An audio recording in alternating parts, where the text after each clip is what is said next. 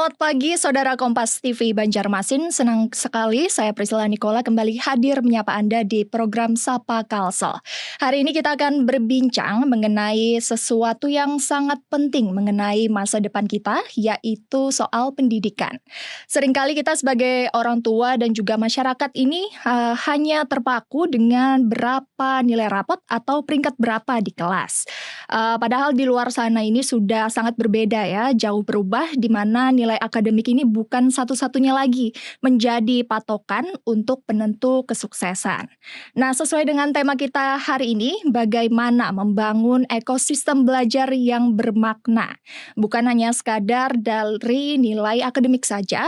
Saat ini telah hadir bersama saya sosok praktisi pendidikan, yaitu Kepala Sekolah dari Sekolah Rakyat Terintegrasi 9 Banjarbaru, Bapak Rifki Hakim. Ya, selamat pagi Pak. Selamat pagi. Oke, apa kabar Pak hari ini? Alhamdulillah kabar baik. Baik ya, oke. Pak Rifki, langsung saja nih sesuai dengan tema kita. Saya mau nanya, sebagai kepala sekolah nih Bapak pasti melihat ya pergeseran tren pendidikan dari tahun ke tahun, yaitu di mana definisi sekolah yang baik dan juga murid yang baik itu di mata masyarakat sekarang ini berbeda dengan tahun-tahun sebelumnya. Mungkin 10 tahun yang lalu juga berbeda. Seperti apa pandangan Bapak?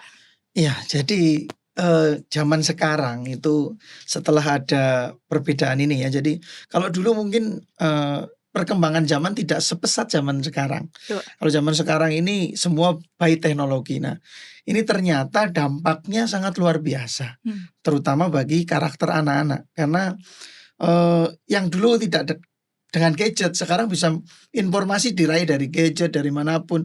Sehingga kontrol ini harus dilakukan. Nah, makanya perubahan dari sini sekarang yang menjadi pola untuk penekanan pendidikan, paradigmanya sudah berubah. Kalau dulu hanya transfer ilmu. Nah, cuman sekarang yang lebih penting adalah transfer karakter. Karena ilmu itu bisa kita dapatkan dari berbagai macam sumber seperti gadget, informasi dari manapun.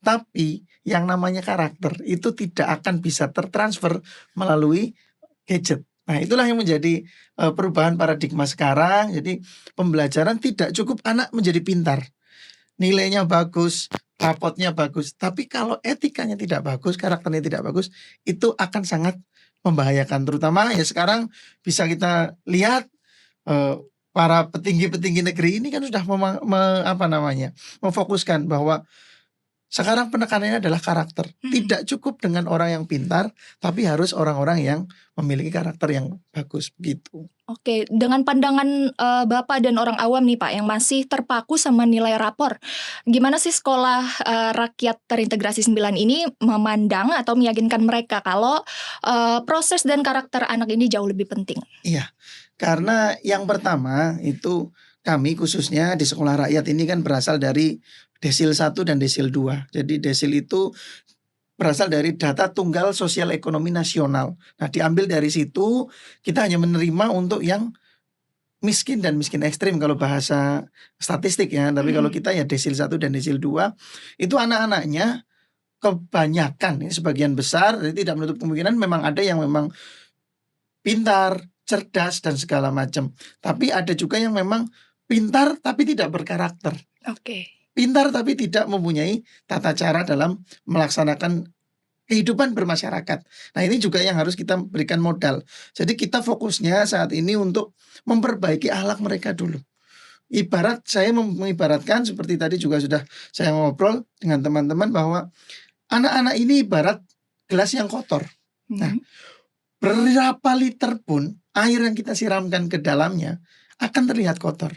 Makanya sekarang kita bersihkan dulu gelasnya. Nanti setelah gelas itu bersih, baru kita sirami dengan ilmu-ilmu, dengan apa segala macam. Insya Allah ilmu dan karakternya akan berjalan beriringan, sehingga akan terciptalah anak-anak yang pintar juga berkarakter dan beretika. Itu yang mungkin sampai saat ini banyak yang kita saling belum memahami. Jadi hanya berfokus pada nilai rapotnya bagus, nilai prestasinya, rankingnya, tapi ternyata etikanya tidak bagus.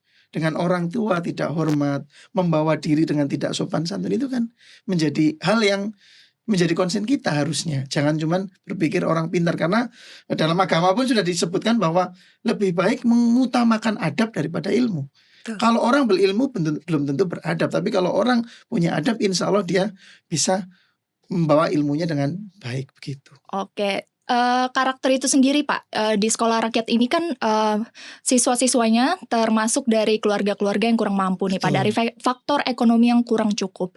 Apakah faktor ekonomi ini berpengaruh juga besar terhadap karakter anak sebelum sekolah di sini? Ya pastinya sangat berpengaruh. Oke. Kita sendiri sudah bisa, masyarakat mungkin bisa menilai lah. Kalau orang-orang yang dari kalangan yang seperti itu, akan karakternya pasti ya biasa di hidup dia mendapat kehidupan keras, Betul. harus bekerja, harus mencari uang. Otomatis dia terbiasa dengan hal-hal seperti itu. Ya yang kenakalan-kenakalan di lingkungannya mungkin pasti akan terbawa. Nah, disitulah fokus kami untuk merubah hal-hal seperti itu. Jadi menjadi kedisiplinan.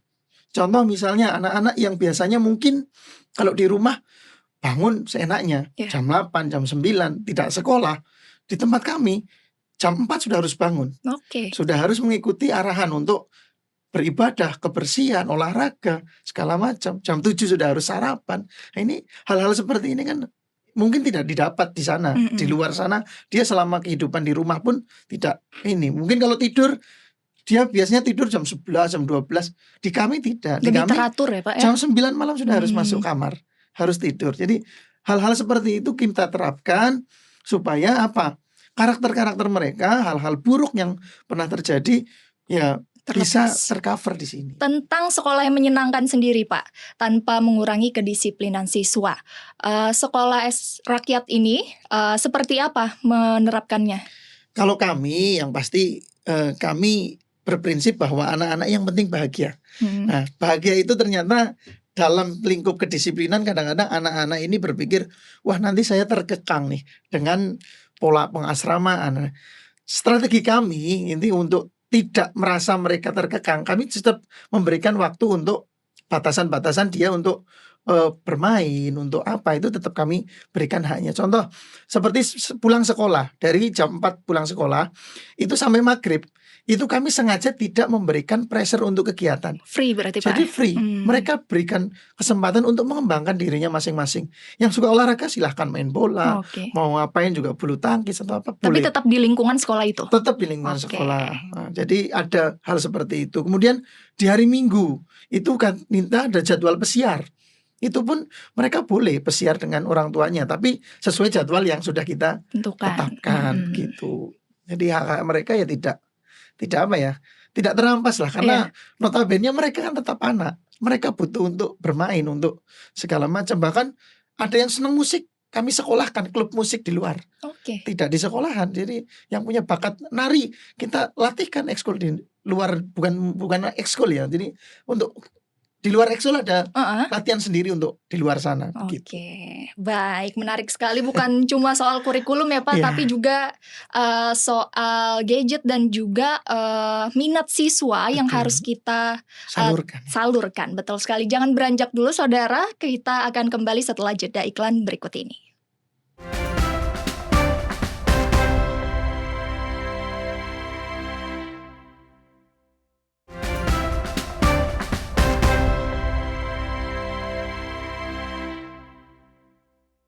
Masih bersama kami di Sapa Kalsel, saudara. Bersama saya Priscilla Nicola dan juga Pak Rifki Hakim.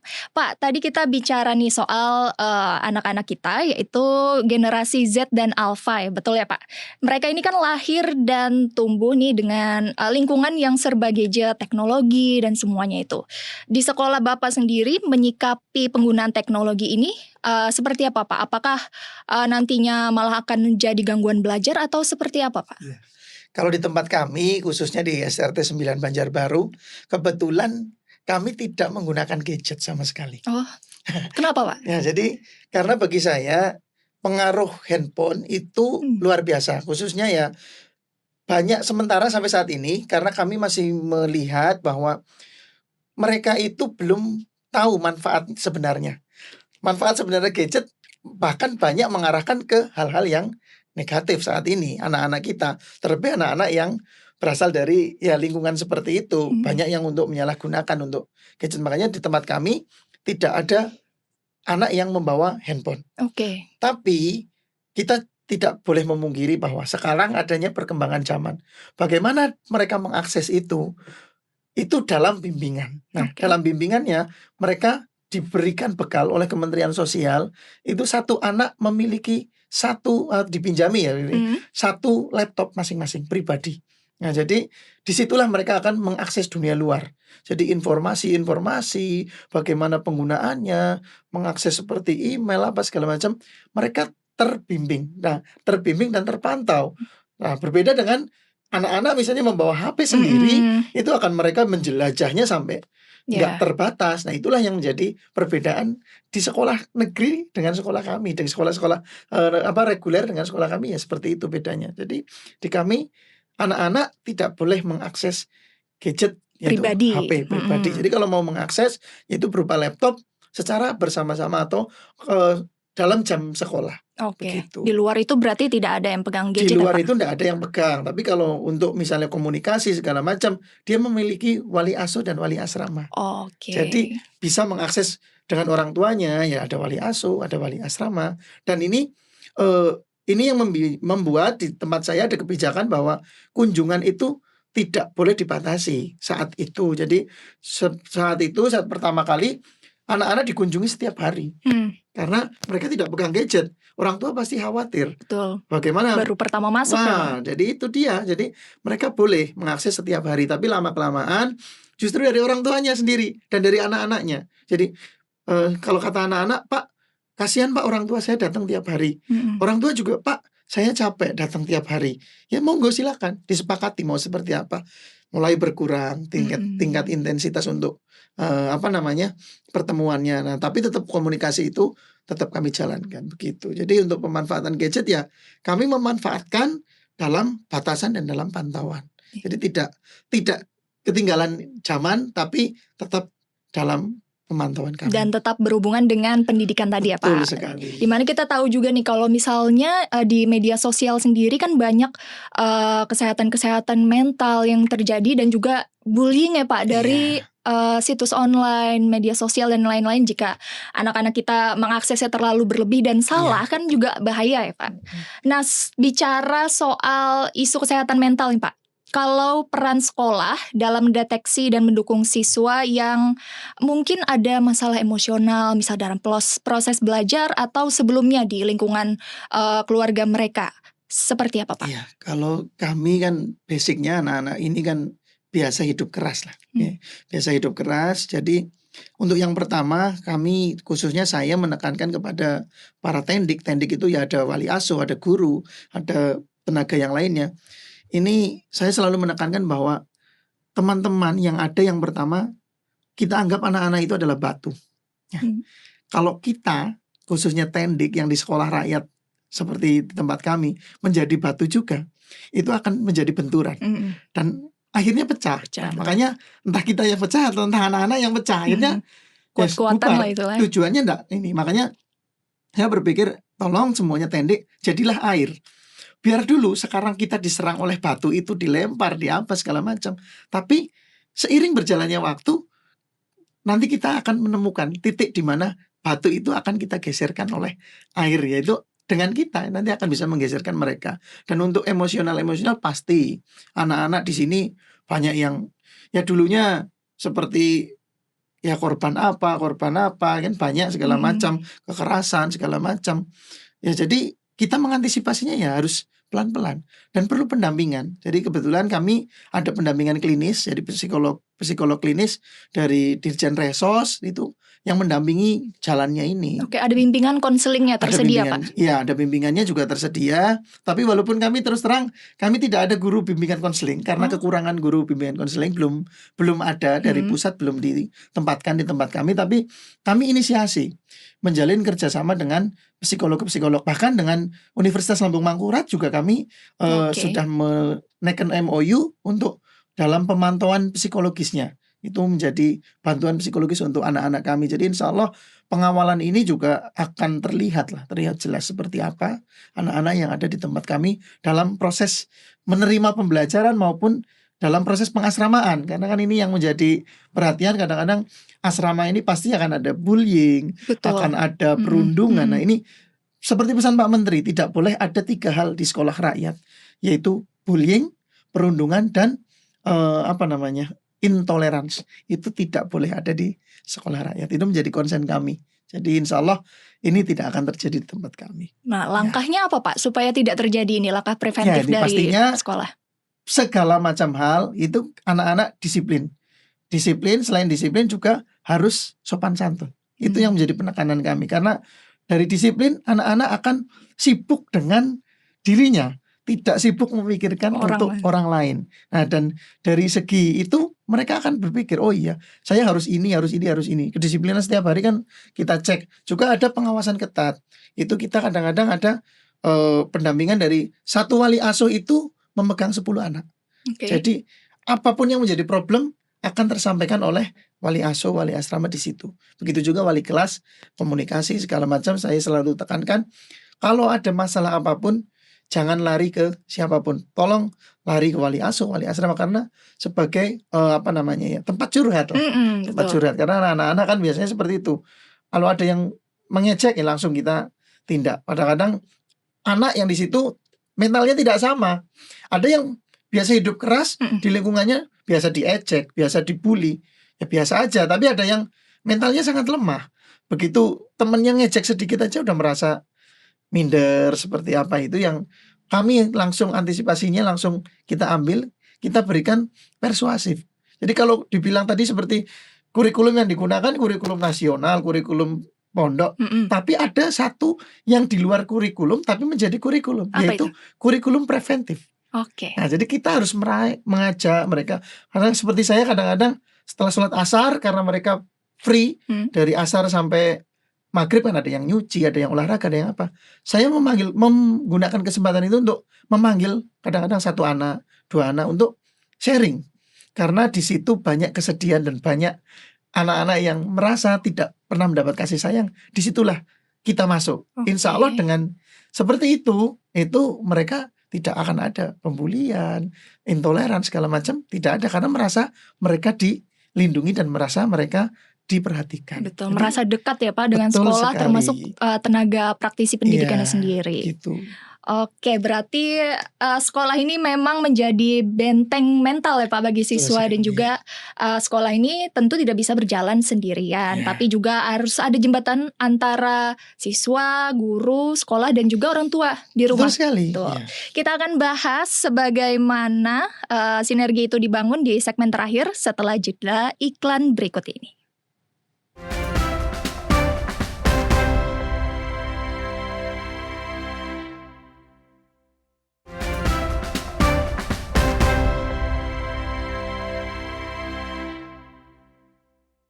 Kembali lagi bersama kami di program Sapa Kalsel, di mana kita memasuki segmen terakhir di Sapa Kalsel.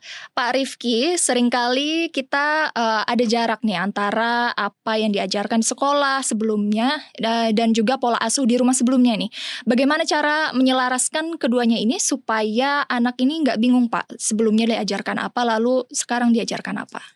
Oke, kalau di tempat kami di awal mulanya kita menggunakan metode matrikulasi. Jadi ada matrikulasi itu untuk penyelarasan antara modal yang dimiliki mereka dengan apa yang akan kita ajarikan. Jadi contohnya seperti ini. Jadi tidak semua anak sekarang posisinya berada di tangga 1. Nah, ada juga yang belum naik tangga sama sekali. Ada juga bahkan yang sudah sampai ke tangga 5. Nah, tujuan kita nanti akan membawa mereka semua ke tangga 10.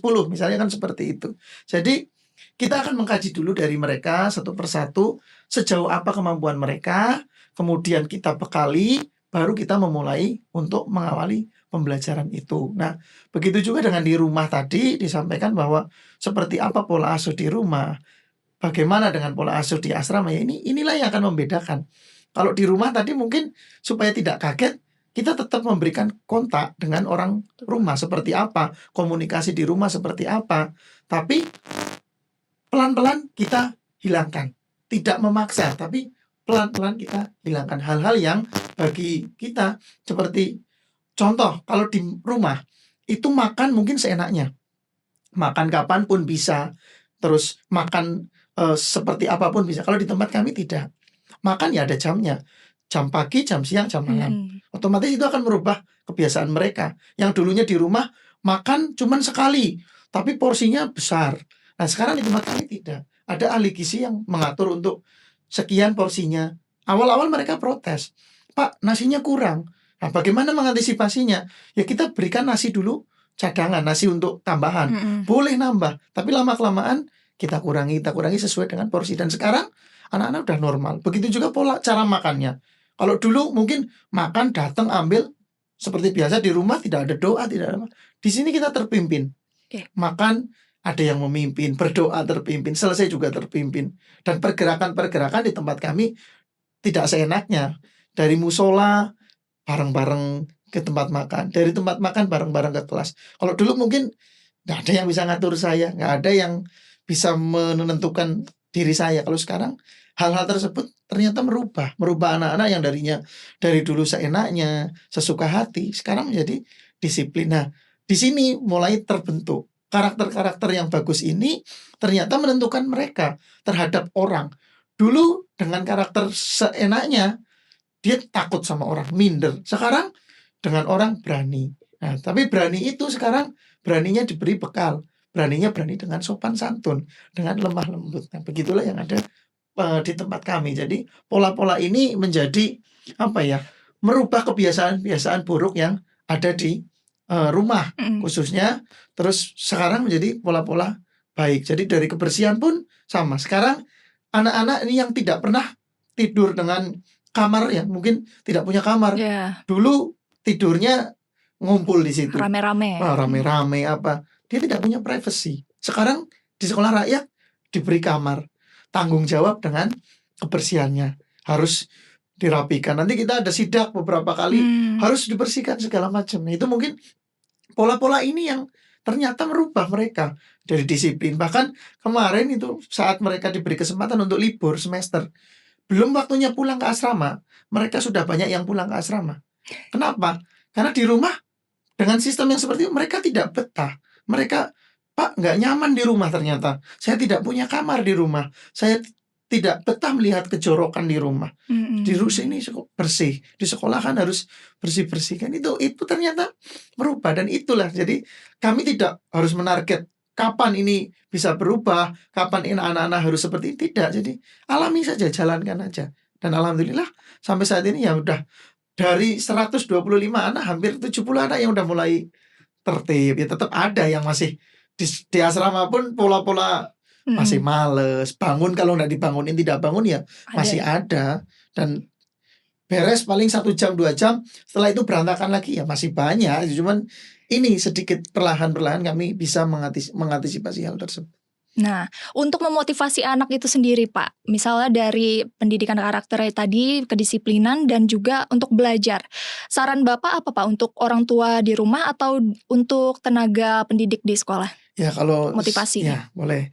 Kalau untuk orang tua di rumah ya kami khususnya sekolah rakyat, ini berbicara untuk sekolah rakyat di seluruh Indonesia. Jadi tolong orang tua itu berikanlah kepercayaan pada kami. Jadi jangan cuma melihat fasilitas. Kalau fasilitas sudah tidak dipungkiri lagi, fasilitas sekolah rakyat jauh di atas rata-rata. Cuman jangan itu yang dilihat, tapi pola pembelajaran, kedisiplinan itu. Kalau sekarang mungkin orang tua akan berpikir jauh dari anak, kangen apa segala macam. Tapi percayakanlah kepada sekolah rakyat. Insya Allah nanti setelah lulus akan mendapatkan hasilnya. Nah, dan untuk teman-teman khususnya yang ada di sekolah rakyat ya pokoknya ini adalah jalan untuk beramal. Kalau sudah tahu, kayak pernah saya sampaikan di sebuah sosmed bahwa kalau kita bekerja dengan hati, insya Allah kita akan tahu di mana berharganya kita. Dan satu hal, saya mau memegang pesan dari atasan bahwa kalau kita menolong orang, insya Allah Tuhan akan menolong kita. Itu yang jadi penting buat saya. gitu. Baik, ternyata pendidikan ini bukan cuma soal nilai rapot tadi ya Pak, yang paling cepat menghafal atau siapa yang nilai paling bagus, siapa yang paling cepat, tapi juga siapa yang paling siap untuk belajar dan juga disiplin tadi pendidikan karakter yang ditanamkan. Sinergi antara guru yang adaptif dan juga orang tua siswa serta tenaga pendidik ini menjadi kunci utama ternyata. Baiklah, luar biasa, terima kasih Pak Rifki Hakim selaku Kepala Sekolah Rakyat Terintegrasi 9 Banjarbaru yang telah menyempatkan hadir untuk kesini Pak berbincang bersama kami. Dan juga semoga sekolah-sekolah di Kalimantan Selatan dan seluruh Indonesia nantinya semakin menjadi tempat yang aman dan juga membahagiakan untuk anak-anak kita tentunya. Saya Priscilla Nicola dan kru yang bertugas pamit undur diri. Terima kasih dan sampai jumpa di Sapa Kalsel berikutnya. Selamat pagi.